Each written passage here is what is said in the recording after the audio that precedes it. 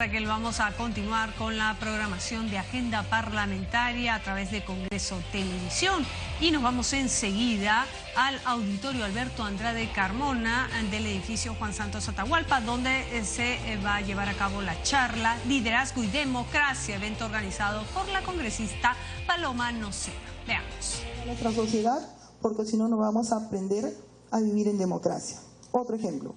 Camilo, ¿por qué no tocas más despacio? ¿Por qué si estoy en mi casa y la pobre abuelita está con los nervios ya con tanta bulla? Entonces, tenemos que enseñar a respetar desde nuestros espacios para poder después exigir que nuestra nueva sociedad también vive en democracia.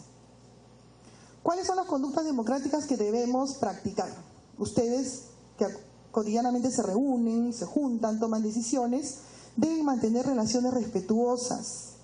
Conducta democrática, respeto, que es saludar, no ofender, escuchar, no maltratar, no violentar, no pelearse. Mantenemos conductas democráticas de respeto y eso va a ser posible que todos puedan participar sin temor. Participar comprometidamente en los grupos o instancias de las que nos hemos o formamos parte. ¿Qué significa esto? Que si ustedes son parte de un grupo, de una comunidad, de una sociedad, hay que participar comprometidamente. Si me han nombrado, si soy parte de un equipo, levanto y aporto. Voy, asisto, puntual. Si me dieron una tarea, la hago, la ejecuto. Entonces me comprometo a hacer las cosas porque estoy participando de manera activa. Entonces hay que comprometerse, si no, no formemos el grupo porque de pronto hay otras personas que pueden aportar más que yo, hasta que yo me sienta en capacidad de hacerlo, ¿no? Porque todos somos capaces de formar grupos y aportar en el entorno que estamos. Y finalmente, tomar decisiones respetuosamente. ¿Cómo tomamos decisiones respetuosamente? Escuchando a todos. Porque si no participan todos, van a decir que la persona que tomó decisión lo hizo solamente con un grupo que sí participó. Entonces, ¿qué es la democracia? Es un valor universal. Todos los países del mundo aspiran a la democracia y han conseguido lograrlo. Todavía hay algunos países que se han quedado en el proceso, pero aspiramos a vivir en democracia. Hay todavía algunas desigualdades que nos hacen pensar que no tenemos una vida en democracia, pero justamente estamos fortaleciendo poco a poco esa democracia. Es un ideal, pero que sí se puede alcanzar. Es una forma de organización del Estado. El Estado peruano, han visto en la introducción, está organizado y esta forma de organizar el Estado peruano en 3 grandes poderes hace que nosotros podamos vivir en democracia. Es un sistema político y es un estilo de vida que es lo que más me interesa que ustedes se lleven hoy día, que la democracia es un estilo de vida que ustedes deben de participar y practicar. Cuando hablamos de liderazgo político, ¿qué se nos viene en mente? Se nos viene en mente a un líder político, ¿no? Esto justamente, el liderazgo político, no solamente es los líderes de la televisión que podemos ver políticos, sino también son las personas que aportan en su comunidad, porque eso es hacer política, ver las necesidades de su comunidad, de su entorno, de su sociedad, eso es hacer política. Entonces la política es un proceso que se desarrolla en todos los espacios, en todos los sistemas. Ustedes no pueden decir, yo no me meto en política, no. Es necesario involucrarse en política porque gracias a que ustedes se involucran en una necesidad de su entorno, pueden sacar adelante a su grupo. Eso es hacer política. O sea, no solamente es participar en una elección y ganar la elección, no. Es desde nuestros espacios propiciar justamente que las necesidades surjan para poder resolverlas. Entonces, se relaciona con la influencia y el control para que ciertos intereses, valores y creencias prevalezcan sobre otros. El liderazgo político, y ustedes ahora lo pueden ver, lo han palpado, siempre tiene una cúspide y una caída. Es el proceso de todo líder político. Primero, es la fase de surgimiento, donde salen los potenciales líderes. Sale de la comunidad tal un líder, de otra comunidad otro líder, de otra comunidad otro líder. A ver, el que mejor se desenvuelve, ese será pues el que representa a mi distrito. Pongamos un ejemplo. Entonces hay una etapa primero de surgimiento, donde la gente empieza a buscar seguidores que crean en su discurso, en su forma de trabajar. Todos los líderes que ustedes imaginan, ustedes en su cabeza imaginen su líder, han pasado por la etapa de surgimiento. Posteriormente hay una fase de crecimiento donde ya la prensa, los medios se interesan. ¿Por qué? Porque como tienen seguidores, hay gente que los... A ver, tomen asiento, sigan nomás. Hay gente que los está siguiendo, entonces ya son de interés y van creciendo en el liderazgo, hasta finalmente la fase de consolidación, donde ya gozan de toda legitimidad. Ya no son solamente grupos, sino ya es todo un grupo mayor que están apostando por este líder. Tiene su etapa de liderazgo liderazgo político hablamos, mientras dura su gestión, para después, cuando termina su gestión, pasar a la fase de decadencia, ¿no? Donde ya los medios nos interesan por él, porque justamente ya su gestión terminó. Esto es en cuanto al liderazgo político. Entonces, no tenemos que tener miedo cuando estamos en decadencia, porque nuevamente nos sale otra habilidad, otra cualidad, otra posibilidad de representar y podemos nuevamente participar en política. Participar en política no es fácil, pero tampoco es difícil. Los políticos que representan a sus grupos salen justamente de los espacios donde ustedes viven. ¿Por qué? Porque conocen las necesidades, conocen lo que les falta y ustedes se sienten representados, entonces es más fácil que puedan ejercer un liderazgo. A ver, en conclusión podemos decir que el Perú necesita de líderes democráticos. Hemos venido hablando de liderazgo en el transcurso de la media hora, pero un liderazgo democrático. Hay líderes autoritarios, hay líderes que buscan solamente su beneficio, pero el líder democrático es el que esperemos nosotros seguir. Hay que estimular la participación comprometida de los ciudadanos como ustedes y de las organizaciones sociales. Si ustedes, señores, no participan, no van a tener quien represente sus necesidades. Hay que organizarse y participar. Participemos en reuniones, en asambleas, así como yo he podido ver la comunidad de Ollón, cómo se han juntado en sus dirigentes, sus representantes. Eso es participar, porque si ustedes no participan y no se involucran, nadie va a ver sus necesidades. Hay que generar condiciones propicias para la toma de decisiones en la participación, ejercicio de poder, lo que va a contribuir a mejorar la calidad de vida de 31 millones de peruanos que somos nosotros actualmente, porque las necesidades que ustedes puedan identificar, no piensen que son solo de ustedes, pueden también servir para dar solución a necesidades en otro contexto.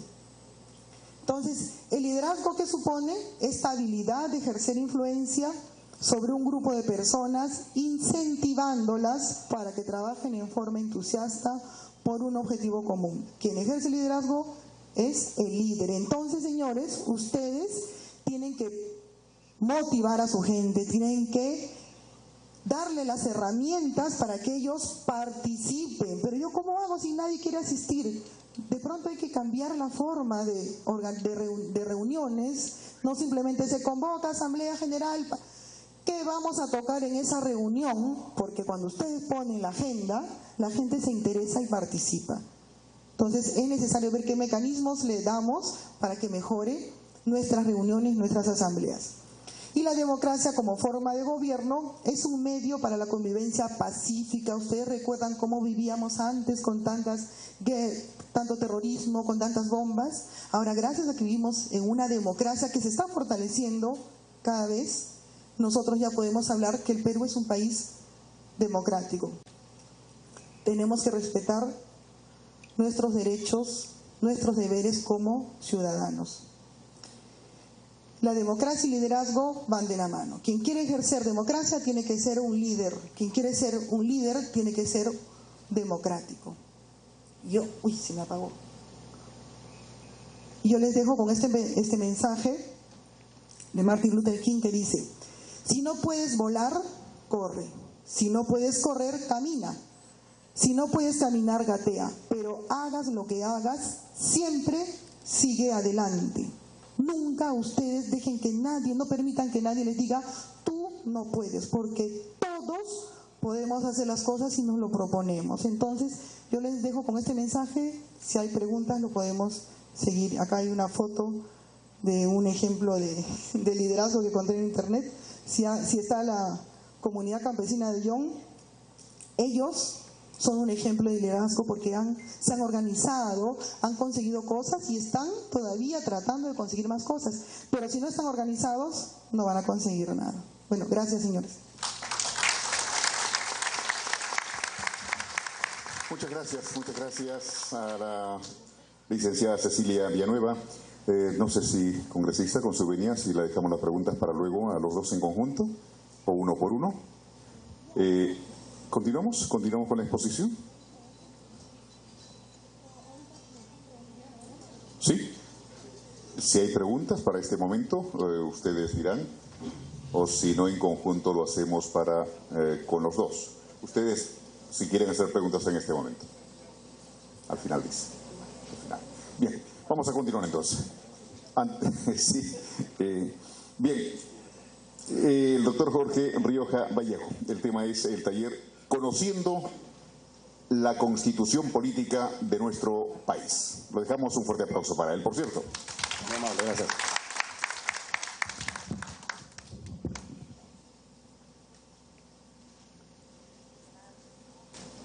Congresista, no sé, colega Cecilia. Damas y caballeros, primero que nada, reitero mi bienvenida a los que por primera vez nos visitan en el Congreso. Para mí es un gran privilegio el estar en esta tarde para hablar de un tema que es trascendente para todos en nuestro país, la Constitución Política del Estado. Conocer la Constitución creo que debe ser no solamente un desafío, sino una obligación. ¿Y por qué? En este documento que está la declaración y reconocimiento a todos nuestros derechos, se hace pertinente y además de eso adecuado el tener que saber cada uno de nosotros qué derechos y qué obligaciones tenemos, no para con nosotros mismos, sino para con el país. En realidad, la Constitución Política, o para hablar de una Constitución, tenemos que tener un escenario previo. Y ese escenario previo se denomina, o se debe conocer, en todo caso, y ustedes deben internalizar el contexto de que antes de que haya una Constitución, tiene que haber un Estado. ¿Y ese Estado qué implica?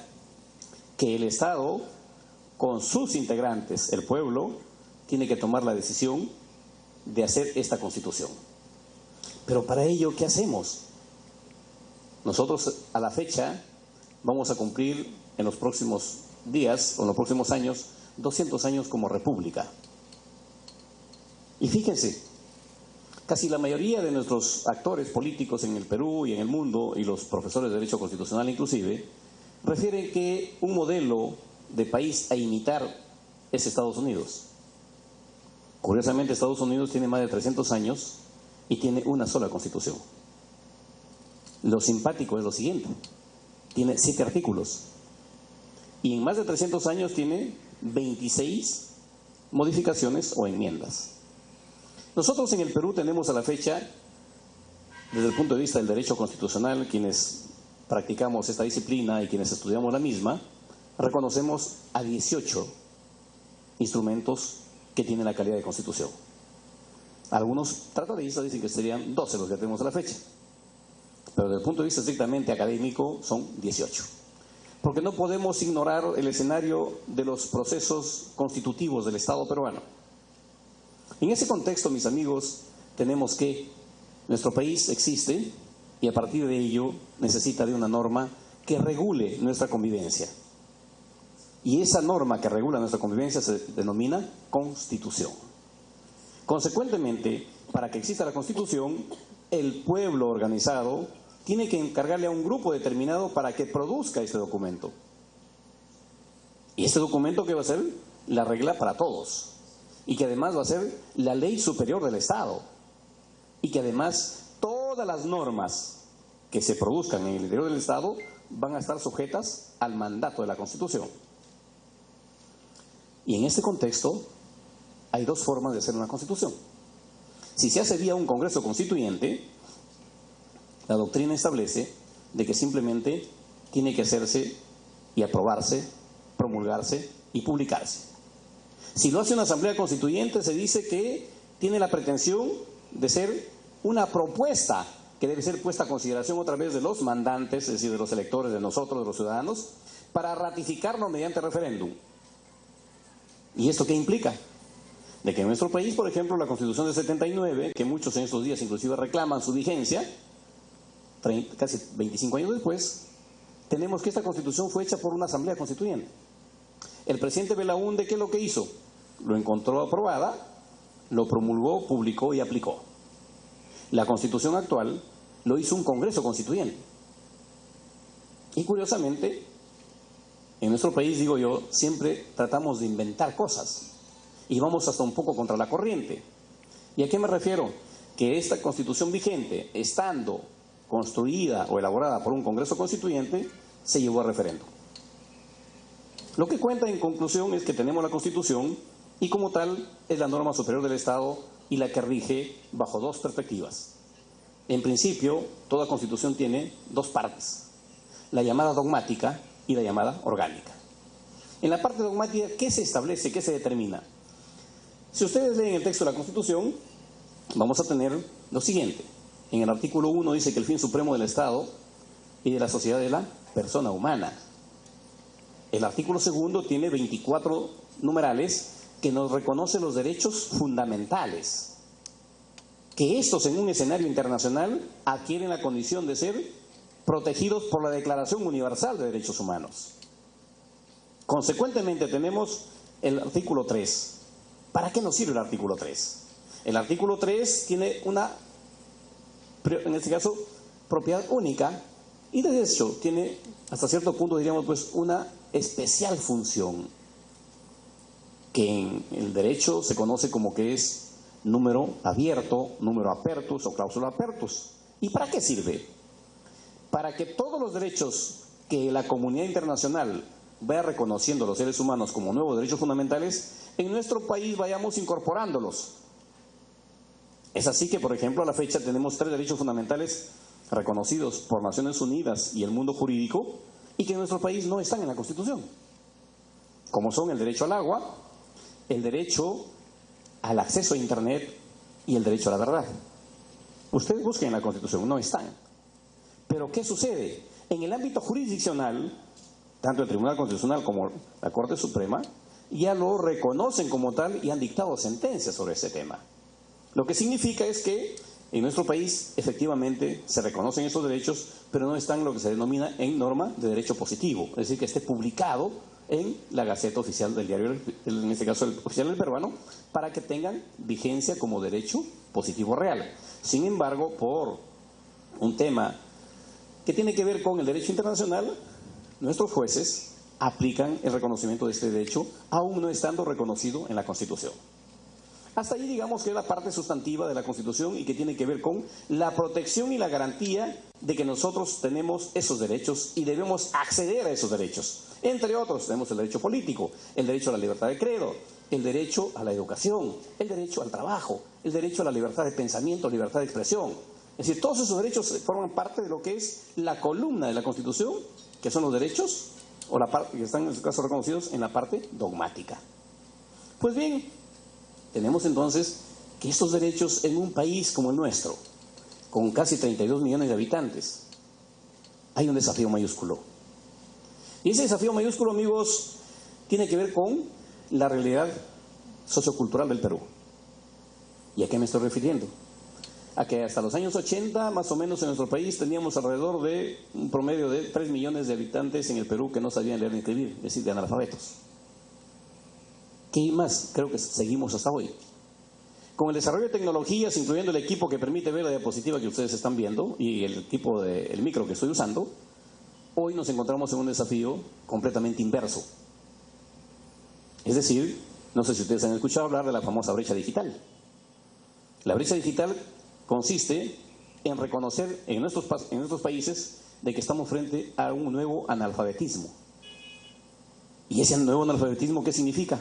Que todos los peruanos de hoy, y los que están naciendo inclusive, que no tengan vínculo o que no puedan usar las tecnologías de la información a través de Internet, forman parte de este contingente de seres humanos analfabetos del siglo XXI.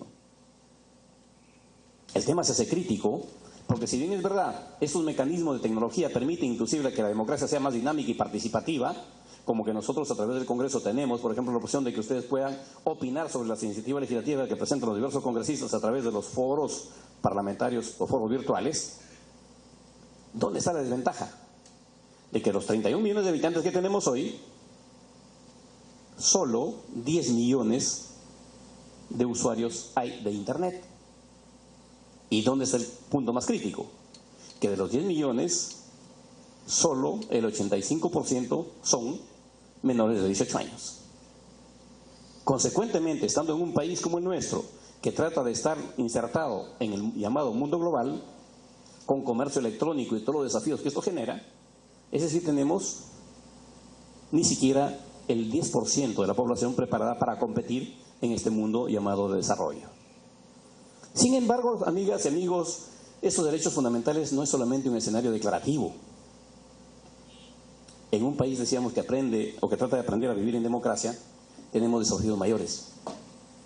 Tenemos que evitar el abuso del que tiene el poder. Y tenemos que ver cómo se garantiza el respeto a estos derechos. Y ahí nos encontramos con que el legislador constituyente dejó en la Constitución un mecanismo de garantía para que esos derechos se protejan. ¿Y en qué artículo está eso? En el artículo 200, cuando nos establece las garantías constitucionales para proteger esos derechos. Pero hay algo más. Claro que sí, porque usualmente algunas autoridades abusan del poder político que tienen y pueden violar derechos humanos o derechos fundamentales. Ante ese escenario, ¿qué dice la cuarta disposición final de la Constitución que ustedes tienen hoy en la mano? Que si las normas internas no permiten garantizar el respeto de esos derechos fundamentales, podemos acudir a que se nos haga justicia a través de los tratados internacionales. Y en el tema de derechos humanos, ¿a quién podemos acudir? Primero, a la Comisión Interamericana de Derechos Humanos. Esta institución, una vez que ha merituado la denuncia que hacemos de la violación del derecho que invocamos que ha sido lesionado, invoca al gobierno a que tenga que resolverlo de manera amical. De no hacerlo, la comisión se constituye en parte y denuncia al país ante la Corte Interamericana. Y después de ese proceso, la Corte Interamericana, en un 99% del proceso que llegan, siempre sanciona al país denunciado. Consecuentemente, eso tiene que ver con lo que es los derechos fundamentales que nos reconoce nuestra Constitución. Veamos ahora el tema de la parte de la estructura orgánica del Estado. En la parte de la orgánica de la Constitución, determina, por ejemplo, cuáles son las instituciones que van a regir la administración del Estado. Y por supuesto tenemos el Ejecutivo, el Legislativo, que es decir nuestro Congreso, y el Judicial. Pero además de eso, la Constitución, o el Constituyente en todo caso, dejó expresamente a 10 instituciones reconocidas en la Constitución, como son Defensoría del Pueblo, Ministerio Público. Es decir, a todas estas instituciones les dio lo que se denomina rango constitucional. Entre otros, por ejemplo, el Programa Nacional de Elecciones, la OMPE, la RENIEC, Superintendencia de Banco, Banco Central de Reserva. Entonces, estas instituciones, como tal, forman parte de la estructura del Estado. Pero también tenemos, además, que fíjense, en esta estructura del Estado decíamos el Ejecutivo.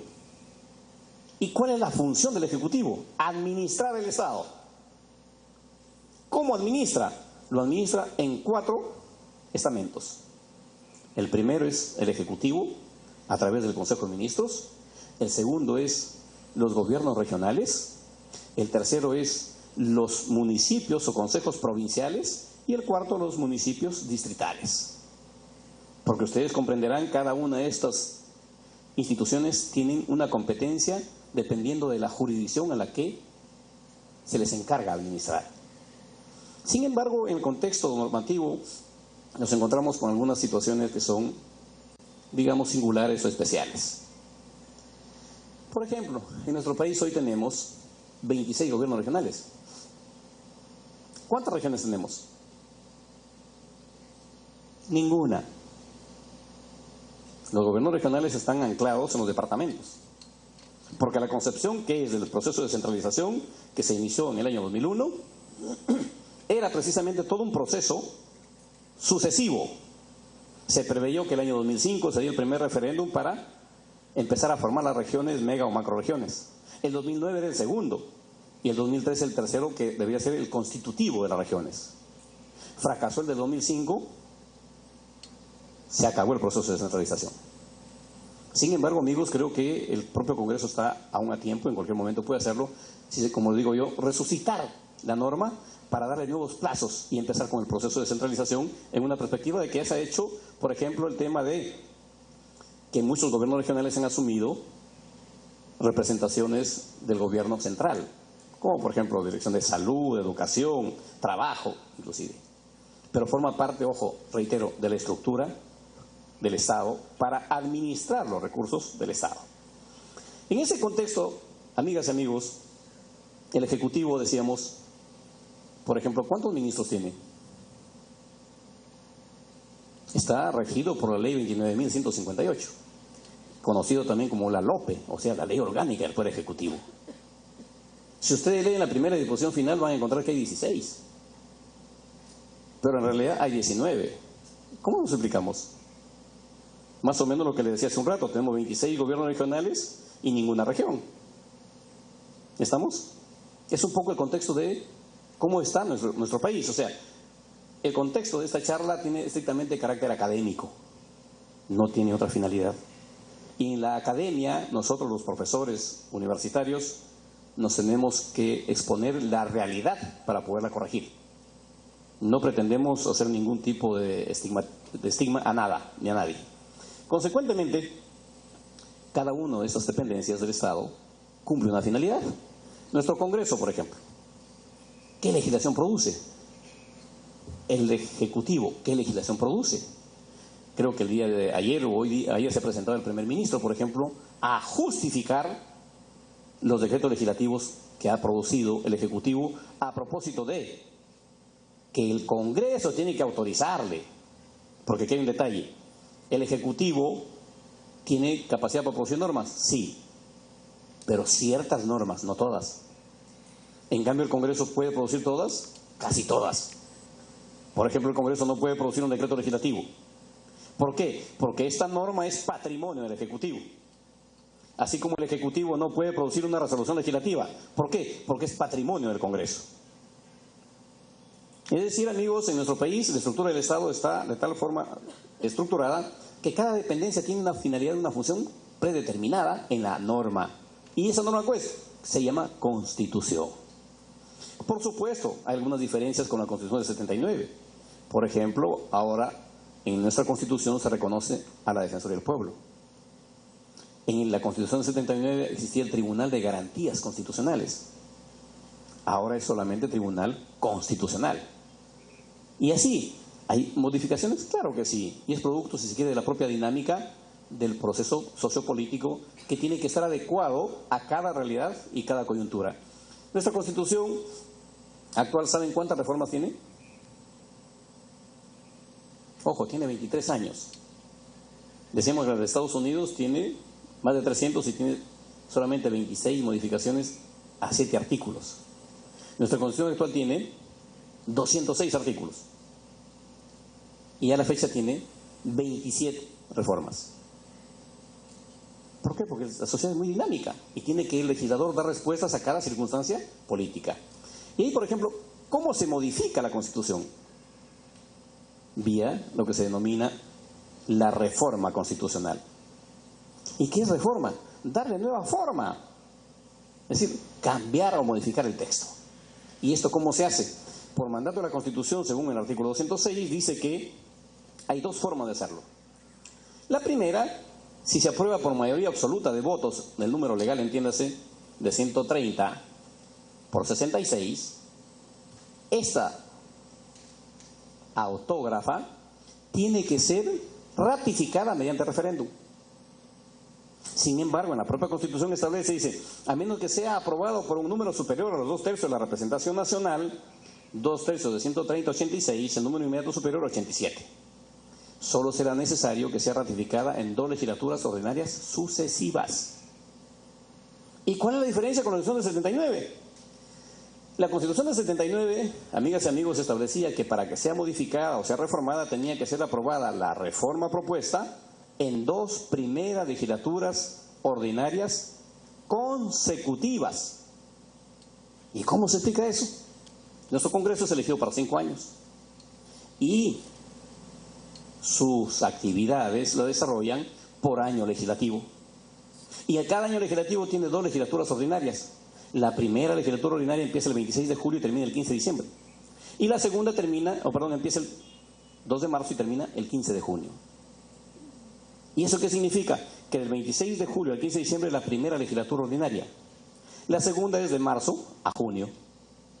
Si estaríamos con la Constitución del 79 y quisiéramos, por ejemplo, a ver cómo les va esto, reformar el artículo 90 de la Constitución, ya que está en estos días un poco, si se quiere, en escena, para que el Parlamento sea bicameral, tendríamos que reformar el artículo 90.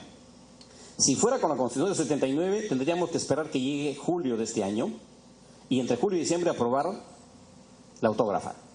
Y esperar el 2018 para hacerlo entre julio y diciembre su ratificación, para que entre en vigencia, sería para el 2021.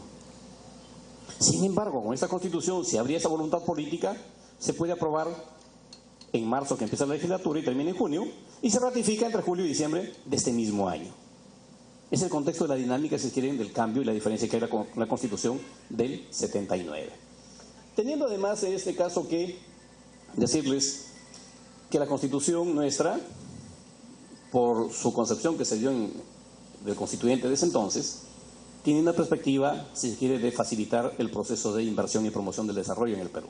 Es decir, promover el contexto socioeconómico del país. Y por supuesto tenemos como un referente de garantía para los inversionistas el artículo 62, que nos habla de los contratos ley. ¿Y qué significa un contrato ley? Que lo que el gobierno se compromete con el concesionario, a menos que el concesionario lo solicite, es inmodificable hasta que termine el periodo por el que fue concesionado.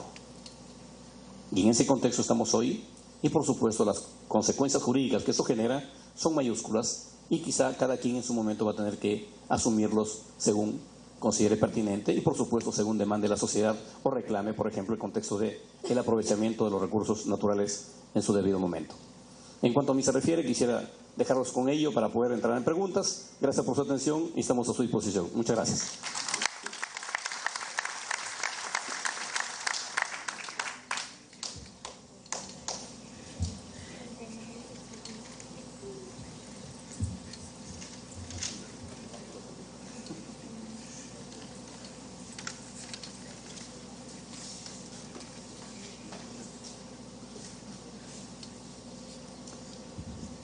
Bien, como ya lo dijo el doctor Rioja, preguntas del público, por favor.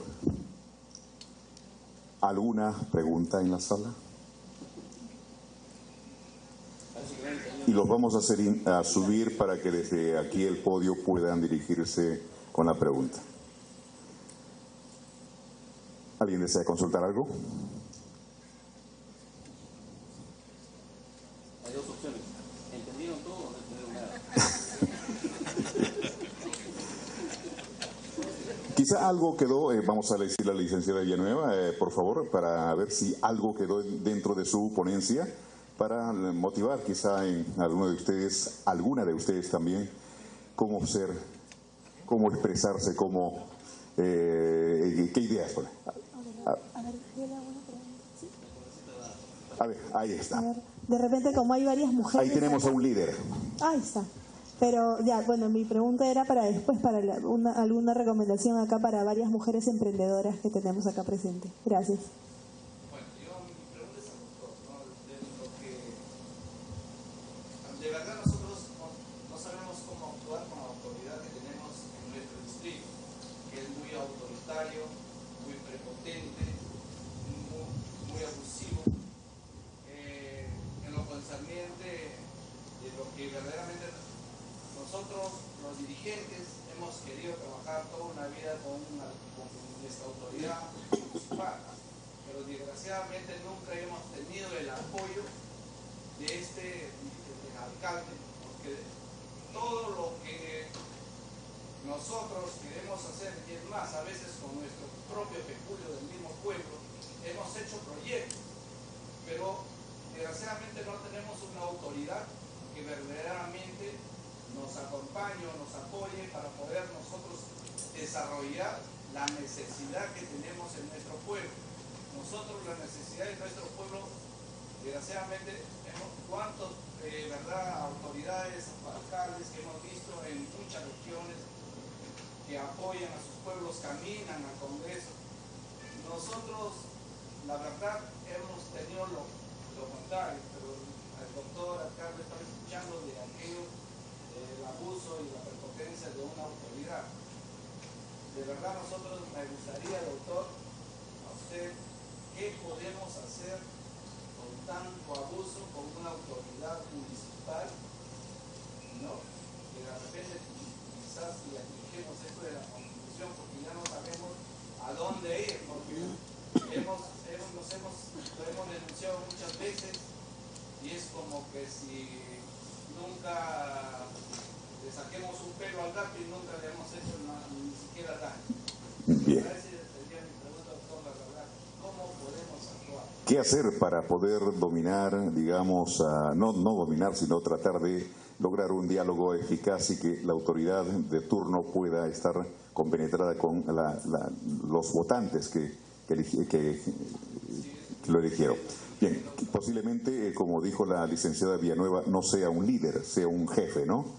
Sí, el líder. Fíjese, muchas gracias por la inquietud. En principio, yo creo que a veces los dirigentes también, así como usted, pecamos de ingenuos, diría. Confiamos en que la autoridad nos puede atender.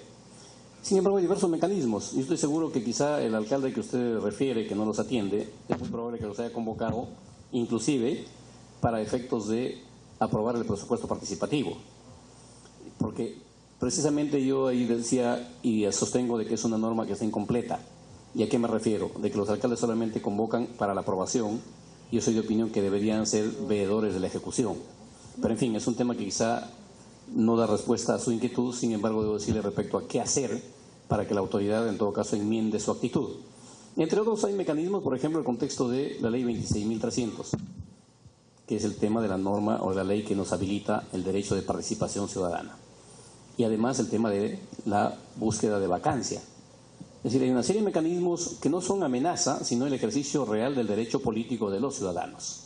Y ustedes tienen diversas formas de hacer, en todo caso, respetar su derecho, porque la autoridad municipal representa a la comunidad que lo eligió y no solamente a los que votaron por él. El que ganó, enhorabuena, pero va a tener que someterse a la voluntad del pueblo, del mandante, no solamente los que votaron por él. ¿Qué otra cosa más hacer? El tema usted dice que en el ámbito penal, lo han denunciado. Debo suponer que el fiscal ha considerado que no es adecuados los cargos ni la comisión del delito y por eso ha desestimado y archivado.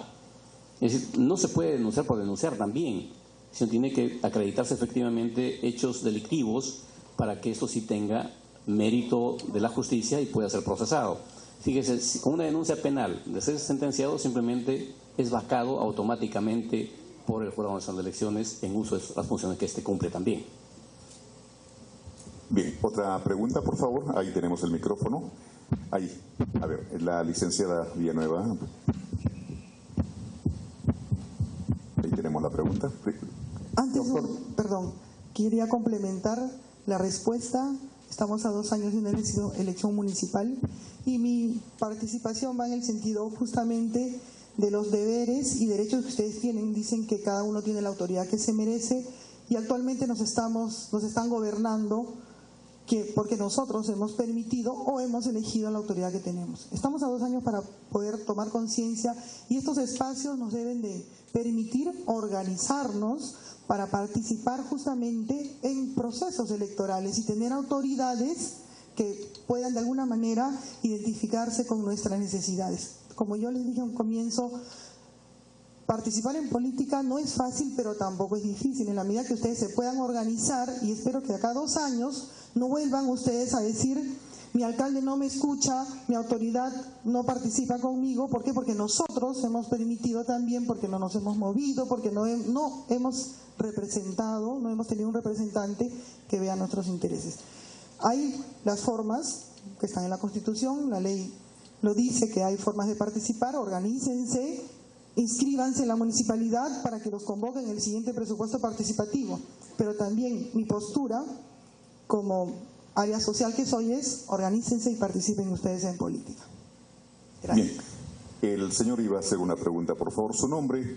¿De qué comunidad, de qué zona viene? Lo escuchamos. Doctor, buenas tardes. Tengo una pregunta. La opinión pública reclama que la Constitución 79 debe regresar para proteger las bienes del Estado. Y esa es una pregunta. ¿Eso es todo? Sí. Bien. Bien, amigo, fíjese. En realidad el tema, si lo vemos desde el punto de vista político, digamos que convoca voluntades. Pero desde un punto de vista técnico-jurídico es parte de la historia. Sin ir lejos, amigo, algunos de los que convocan hoy esa postura han sido legisladores. Y si hubiesen conseguido la voluntad política de ese entonces, decía hace unos 10 o 15 años atrás, le aseguro que todo el texto de la Constitución 79 estaría incluido en la vigente. El proceso de hacer una Constitución no es hacia atrás. ¿Qué implica esto? ¿Podemos hacer una nueva Constitución? Sí, pero no volver a la del 79. ¿Que se incorpore el texto de la 79 en la gran mayoría del texto de la nueva Constitución? Probablemente. Pero el contexto es que pensar en que podríamos decirle, pues es como resucitar una ley. Aquí el Congreso ha resucitado alguna, por si acaso, pero no tiene facultad para la Constitución. Tanto es así que el proceso de hacer una Constitución, lo reitero, nosotros como ciudadanos tenemos que encargarle a un constituyente originario para que haga una Constitución. La vuelta 40 o 50 años atrás, resulta, en todo caso, pues imagínense, volveríamos a la llamada Constitución vitalicia, mejor que esa se ponga en vigencia, porque terminó siendo una de las mejores constituciones que hemos tenido hasta hoy. Sin embargo, la realidad es una sola. Desde el punto de vista jurídico, solo puede hacerse una Constitución nueva, con el texto probablemente de muchas partes que sean útiles. Pero ¿por qué la mayoría reclama y cree que puede volver la Constitución del 79? Por la estabilidad laboral, que es lo sustantivo, si quiere. Pero más allá de eso, no tenemos otras cosas. Por ejemplo, fíjese, en la del 79 no teníamos Defensoría del Pueblo. Por eso vimos demás. Sí, amigo, lo escucho.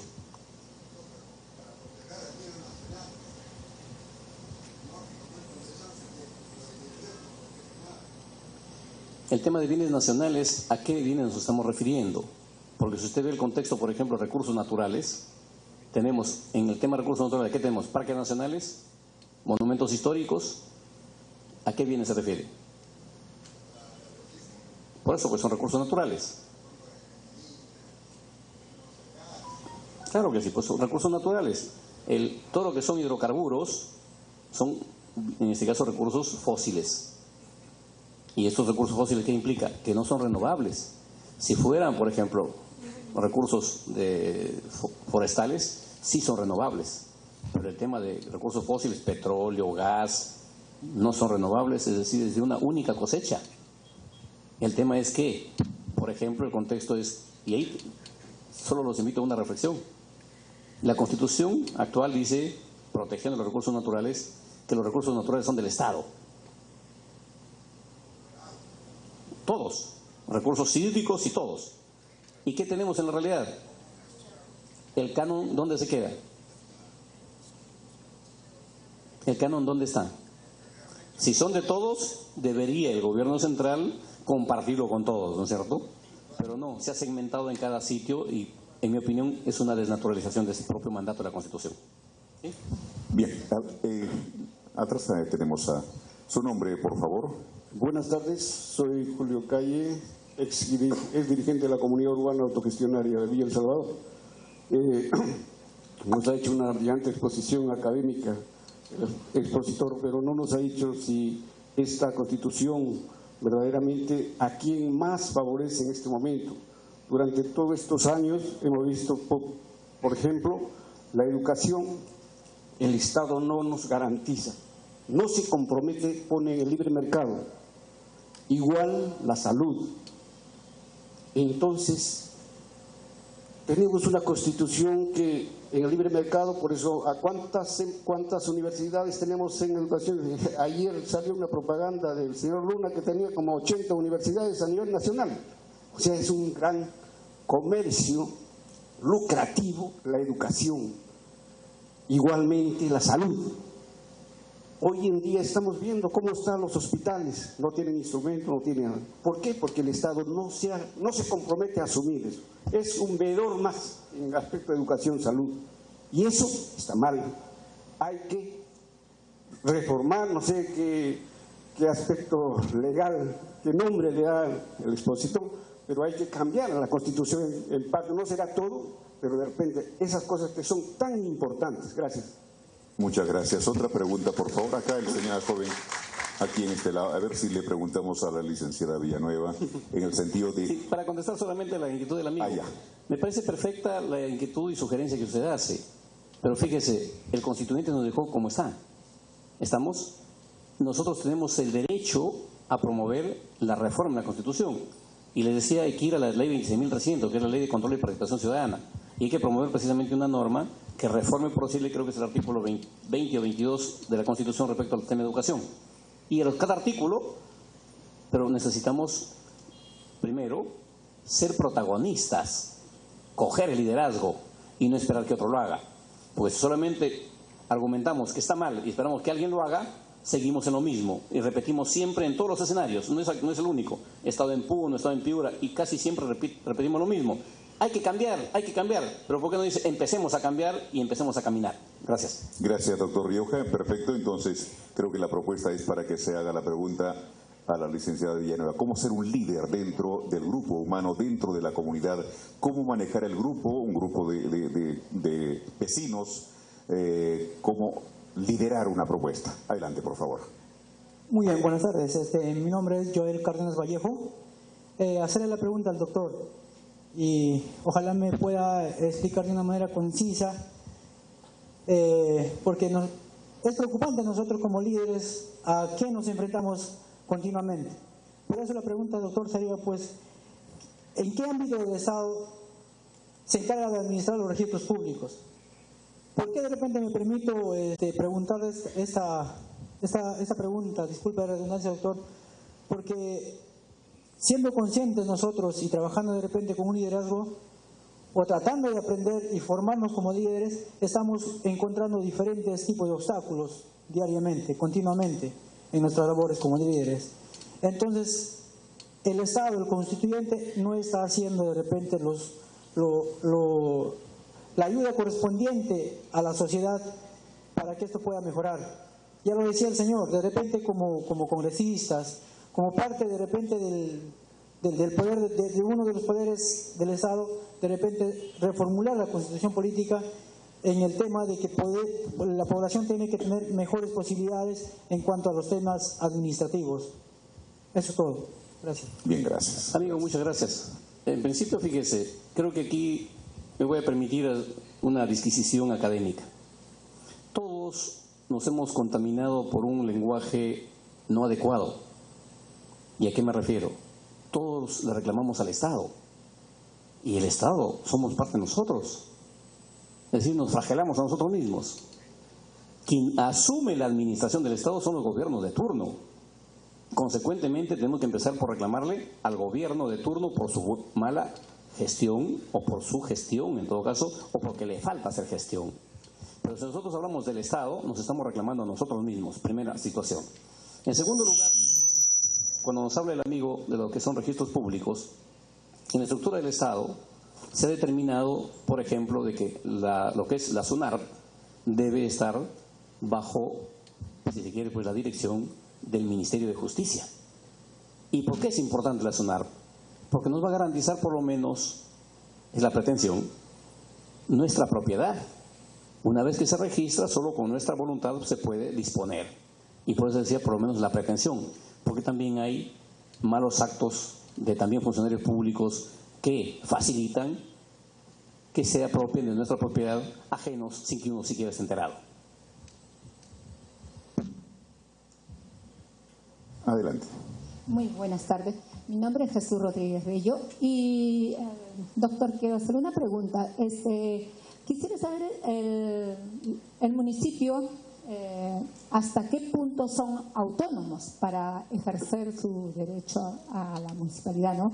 Porque también como el señor viene reclamando de la municipalidad, porque cuando hacemos un reclamo y también uno va, ya se ha agotado todas las vías de diálogo y dice no, que la municipalidad son autónomas en todo y que hasta ya hemos ido, yo particularmente también he ido en proceso judicial ya con la municipalidad, pero eso de la municipalidad ya tiene 2 años, ya se va para el 3er año y todavía no tenemos un resultado, ¿no? Entonces la municipalidad se basa en eso, que no pueden intervenir ni siquiera el Congreso mismo.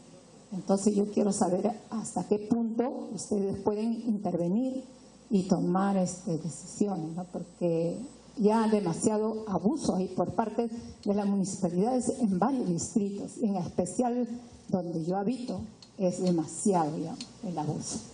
Entonces, ¿y sobre qué es su juicio?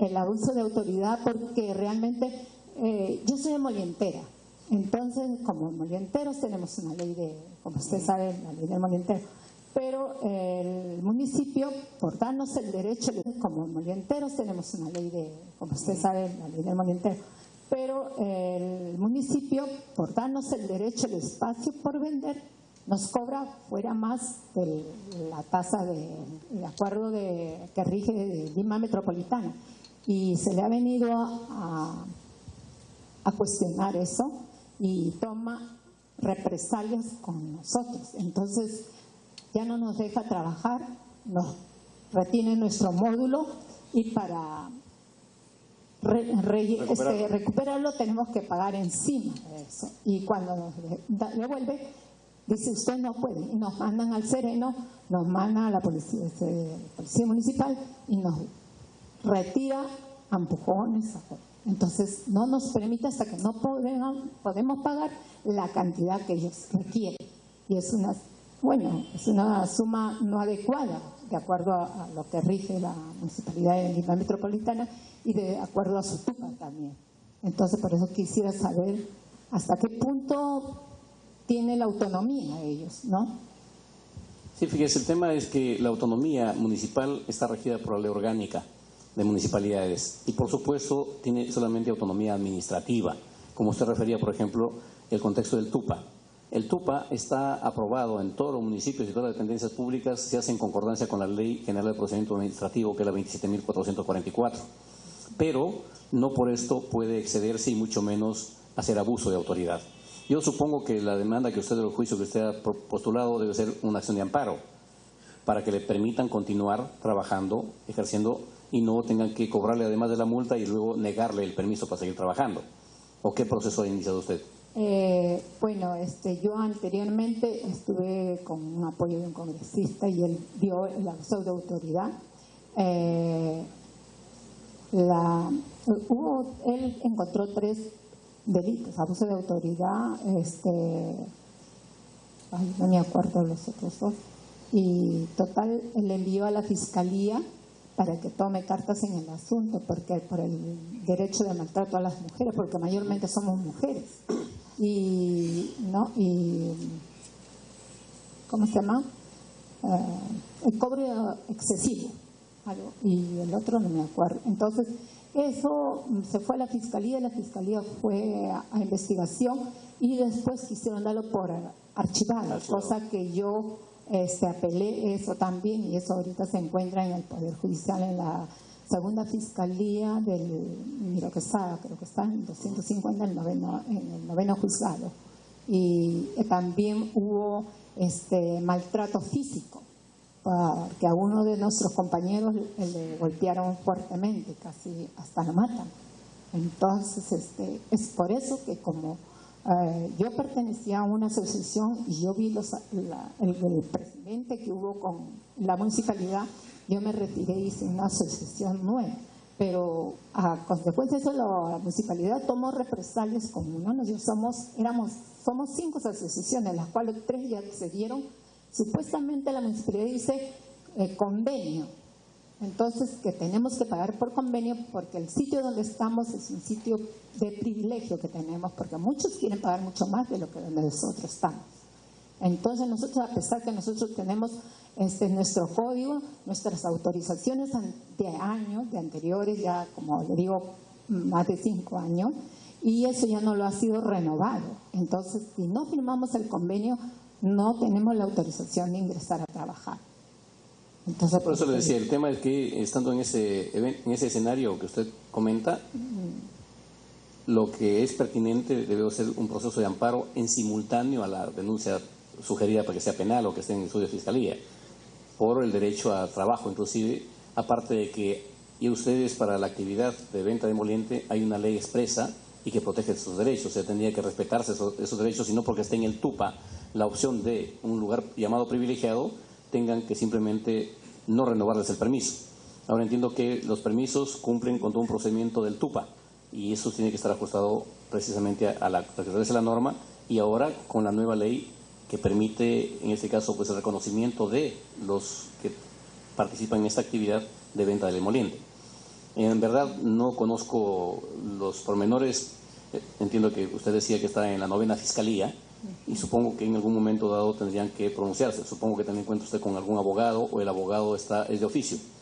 Realmente yo ya no cuento con abogado porque son ya 8 meses que ya no entro a trabajar a Gamarrisco. A las veces que he querido entrar me han retenido mi móvil, me han quitado y después de una semana, 15 días me los entrega habiendo pagado. Claro que sí. Entonces quisiera saber hasta qué punto me puede orientar un poquito más para poder salir de este problema. Si gusta, me puede enviar la copia de sus documentos al despacho. Ahora terminando, le dejo mi tarjeta para que me mande todos los documentos y nosotros poder intermediar de alguna manera, ¿no? Y así en general, si es que alguien tiene alguna consulta, nosotros como nuestra función de representación, como congresistas, nuestro deber pues es tratar de dar trámite a todas estas dudas que ustedes puedan tener. Bien, muchas gracias. Gracias. Bien, el señor que está pidiendo hace un instante, luego vamos hacia atrás. Gracias. Primeramente, saludos a los señores congresistas y al doctor por habernos invitado a todos los directivos de todos los asentamientos humanos o a organizaciones. Pertenezco al kilómetro 15,5 de la Panamericana Sur, margen derecha, donde mi asentamiento humano es Pueblo Joven Mateo Pumacahua, del sector Villa. Resulta que este sector tiene más de 60 asentamientos humanos y organizaciones, de lo cual mi asentamiento humano, Mateo Pumacahua, tiene varios problemas. Primero, nosotros estamos sufriendo de litigio. Nosotros tenemos 3 alcaldes en ese sector de Villa: San Juan de Miraflores, Surco y Chorrillos. Por lo tanto, nosotros aquí no debe quedar en el aire los que nosotros estamos veniendo aquí haciendo nuestras declaraciones o los informes que hacemos cada liderazgo de cada sitio, no debe quedar en el aire. Este debe llevar al Congreso. Debe conocer la señora congresista. Por lo tanto, ¿quién va a solucionarnos el problema del litigio? Y por lo tanto, el señor alcalde de Chorrillos, el señor Mirachiro, nos ha condicionado con vaso de leche. Está quitándonos vaso de leche a los niños de asentamiento humano del sector Villa, con la condición de que nosotros tenemos que canjear nuestra libreta electoral para que nuestros hijos reciban vaso de leche. Ahorita, para este año, para 2017, no nos ha enviado nuestro padrón para hacer el padronamiento general de los niños de vaso de leche que corresponde al sector Villa, especialmente Mateo Pumacahua. Por lo tanto, señores doctores, congresistas, esta es una cosa grave, creo que estoy informando, porque no se puede condicionar por el hecho que nosotros pertenecemos al distrito de Santiago de Surco y por presupuesto que está nuestro vaso de leche en Chorrillos, nos acondicione que nosotros tenemos que canjear nuestro libreta electoral a Chorrillos para que nos dé vaso de leche para los niños. Eso no solamente ocurre aquí en el distrito de Santiago de Surco y con Chorrillos, sino que debe ocurrir en todos los lugares y nadie se queja.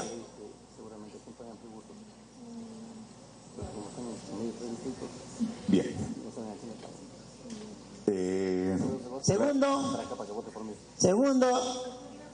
a través de estos conflictos, nosotros tenemos a pocos metros de San Juan de Miraflores a instalar el gas domiciliario. Nosotros hemos pedido que nos instale el gas domiciliario. Nosotros no tenemos gas domiciliario solamente por el hecho que somos del distrito de Santiago de Surco. Y ahorita el trámite está hecho. Nos prometen y no nos cumple instalar el gas domiciliario. Bien, señor. Por eso, señores, quisiera que ustedes tengan conocimiento que esto no quede en el aire. Sobre todo sobre el vaso de leche, por favor. Perfecto. Muchas gracias. Bien, gracias. Es cierto que hay muchos problemas en el pueblo, pero esta convocatoria para que ustedes estén aquí en el Congreso son dos temas por los que se ha invitado. Es cierto, los problemas de cada uno de ustedes son muy importantes y es valioso que hagan saber ante la congresista Paloma Noceda, por cierto, pero creo que son dos temas que se están exponiendo y podría centrarse a partir de ahí las preguntas, las consultas. Reiteramos, no es que se esté desechando las exigencias que son muy obvias, muy naturales y son justas los que ustedes pidan, pero son dos temas los que por la convocatoria y este taller. A ver si centramos ahí, por favor, las consultas, las preguntas. A ver.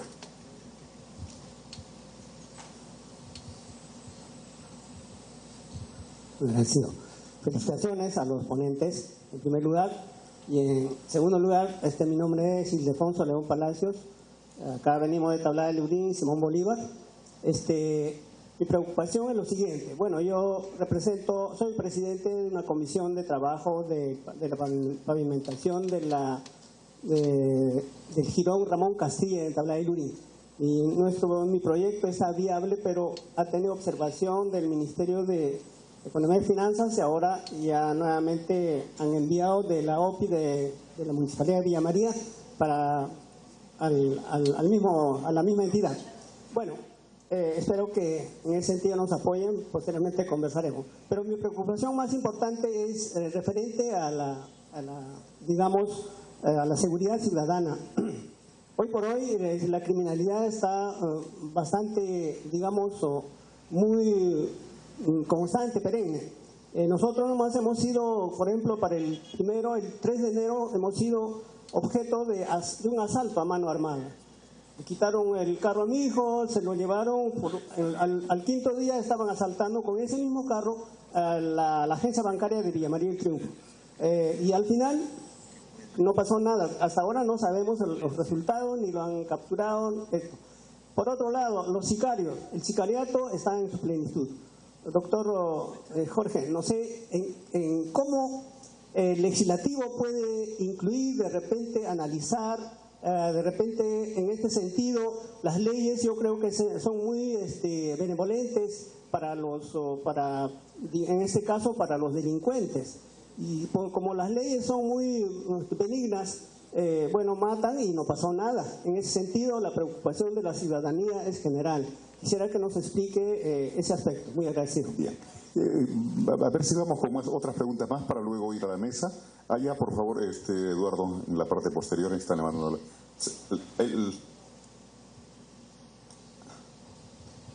Muy buenas tardes. Mi nombre es Luisa Flores y vengo de Villa María del Triunfo. Muy agradecida a la mesa por esta invitación que nos han hecho. Pero a mí me parece, y no estoy en contra de nadie, por favor, que hay determinados momentos y reuniones para hacer petitorios. Yo estoy muy de acuerdo. Pero hemos venido a ver lo que es liderazgo. ¿Por qué no nuestras autoridades no nos representan como debe de ser? No cubren los anhelos que nosotros tenemos cuando estamos a sus lados, caminando, pregonando, muchas veces es la verdad, hasta peleándonos. Yo pienso que así como hoy hay un hermoso panel de liderazgo, también debería haber en los distritos, que como dicen criollamente en el campo, en donde no importa que nos ensuciemos los zapatos de lodo, de barro, pero ahí, por lo menos mi Villa María, cuando hay lluvias, olvídese. Pero hay una cosa muy importante, que nos enseñen a nosotros los líderes a cómo debemos entender a nuestras autoridades futuras, cómo tenemos que estar al lado de los candidatos, cuáles son los truquitos para poder entender lo que ellos quieren. Porque no estoy ofendiendo a los que hoy son congresistas, presidentes, alcaldes, etcétera, pero no todos cumplen nuestras expectativas, no todos. Entonces, cuando ellos están en camino a ser futuros representantes de nuestro país, deben apoyarnos, pero lamentablemente muchas veces los líderes no entienden eso.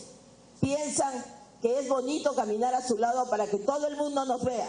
No, estos señores que están postulando para algo, desde ya, primero, tienen que tener una profesión para que puedan explicarnos a nosotros que quizás no la tenemos, que nos ayuden en muchos casos que pueden estar entrampados, muchas veces por error propio nuestro, porque no hemos sabido seguir el camino, no porque la autoridad que esté ahí es mala o es una abusiva o aprovecha de la autoridad que tiene, sino que a veces no sabemos las leyes, no sabemos la codificación, no sabemos en qué apoyarnos.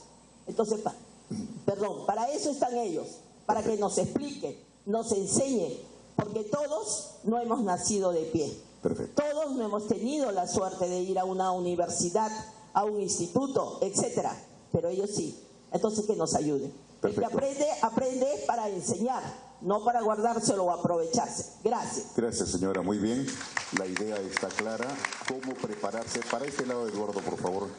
Prepararse, documentarse, tener buenos contenidos para enfrentar a la autoridad o al funcionario que se tenga al frente, para hacerle llegar, como lo están haciendo en esta oportunidad ante la mesa donde está la señora congresista, qué decirle a la autoridad en forma precisa y clara. Lo escuchamos, por favor.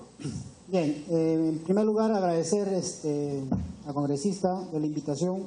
Somos un grupo de personas de la comunidad campesina de Ollón, en representación como dirigente, Juan Espada Santos. Mi pregunta, nada más, ¿cómo las autoridades de turno pueden fiscalizar los presupuestos en las obras mal ejecutadas, inconclusas, que lo que pasa en Ollón, agua y desagüe, ¿no? El otro es el tema de la falta de eficiencia de la Fiscalía y del Poder Judicial en dar resultados a las denuncias de la problemática. Bueno, en Ollón nosotros tenemos empresas mineras que se hace denuncia por contaminación ambiental, y lo cual casi esa problemática siempre, ¿no? Y no nos hacen el caso omiso las entidades del Estado. Entonces, a veces no están presentes, como le digo, el gobierno o las autoridades competentes para ver esta problemática que tenemos en nuestra comunidad, ¿no? En nuestro pueblo. Perfecto. Esa es la pregunta. Muchas gracias. Perfecto. ¿Cómo hacerlo para que esta fiscalización sea efectiva y positiva? Adelante, señor. Le escuchamos. Le escuchamos, señora. Sí. Bueno, buenas tardes. Vengo de la ciudad de Trujillo. Vengo por una gestión documentaria. Pero se ha escuchado a todos los integrantes de esta... Asistente, digo.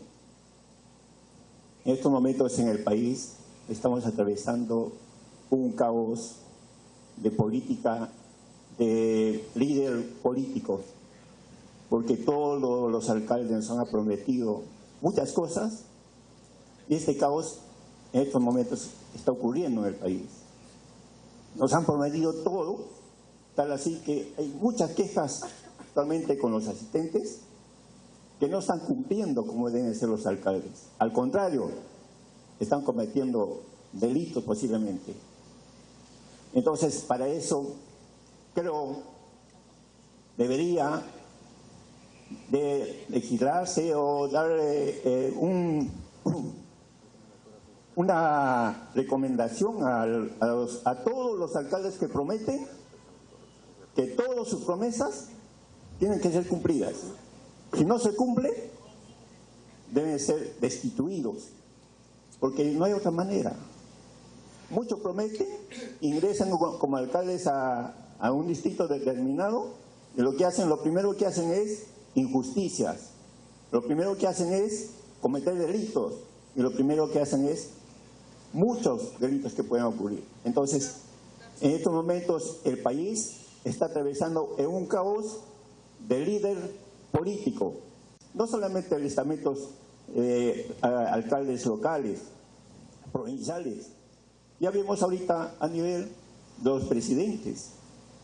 La mayoría están ahorita como desconocidos. Nosotros antes hemos caído en sus engaños, porque estos líderes políticos que tenemos de renombre grandes, ahorita están en la mira de un caos tremendo. Bien, señor. Muchas gracias. El señor de rojo, por favor, Eduardo. El último ya. Vamos a ir a mesa luego. Buenas tardes. Pertenezco al distrito de Villa María del Triunfo, José Carlos María. Quiero felicitar a la congresista por haber tocado estos temas y a los ponentes. Temas muy interesantes, temas profundos. Algo que quisiera, y tal vez muchos lo desean, es que esto llegue, en el caso de Villa María, a las 7 zonas. Organicémonos para que gente con bastante interés, gente que, como dice la ponente sobre el liderazgo, nace, pero hace falta que lo formen. Yo veo acá muchas intervenciones, gente interesada en surgir, en progresar, en conocer más, pero no hay esa formación. Si queremos hacer un Perú mejor, queremos cambiar nuestro distrito, nuestra población, tenemos que capacitarlos. Los felicito y deseo que se haga esto, que se formen líderes en todos los distritos, en todas las provincias, en todo el Perú. Congresista, es un pedido y la felicito por esta actitud que ha tomado hoy día. Muchas gracias. Una palabra mágica: capacitarse, formarse desde la población para poder llegar a las autoridades y hacer los reclamos justos. Vamos a la mesa entonces.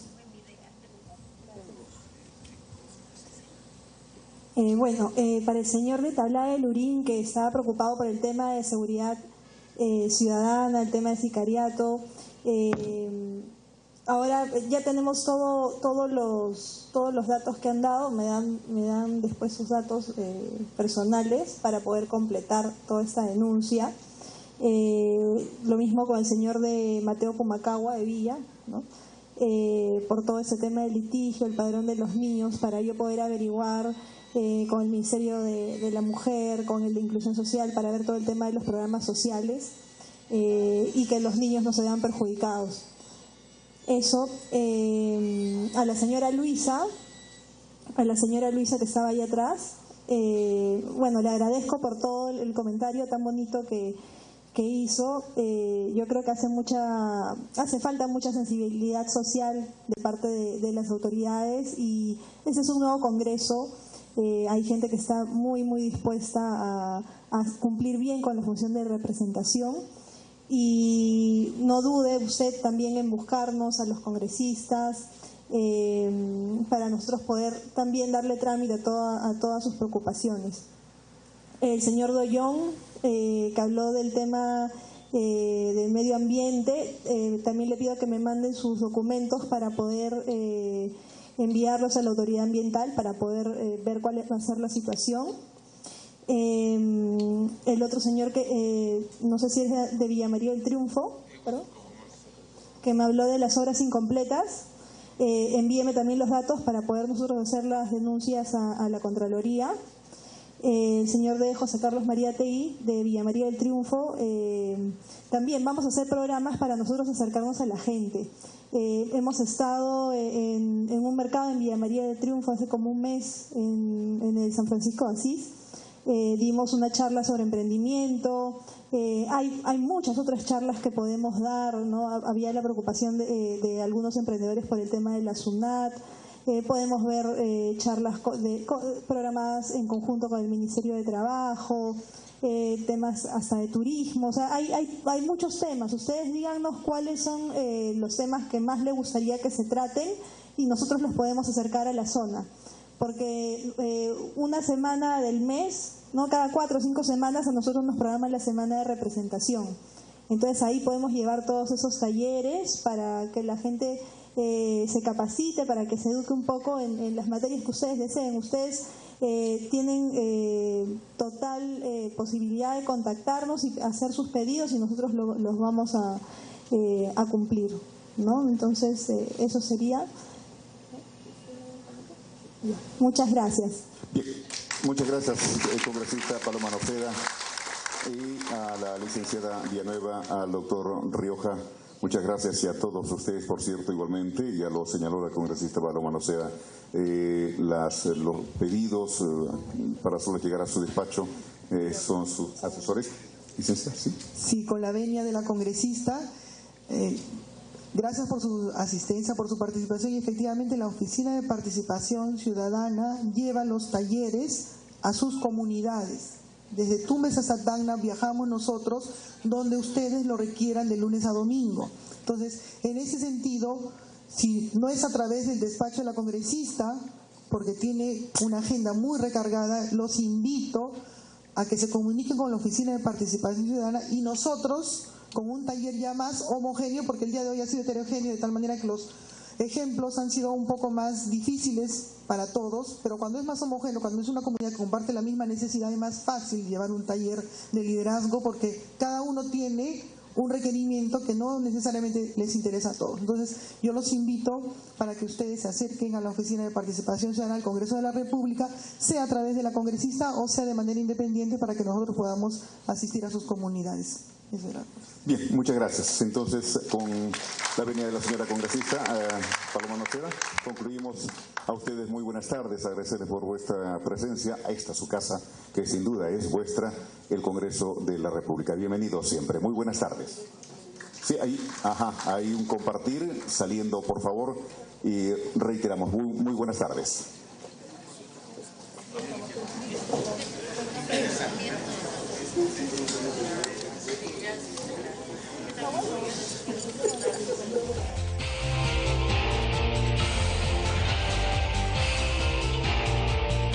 De esta manera concluye entonces esta charla sobre liderazgo y democracia, donde se ha destacado el rol y, por supuesto, los valores que deben de tener en un sistema democrático y la importancia de llevar un liderazgo con ética y con responsabilidad. Este evento que fue organizado por la congresista Paloma Noceda.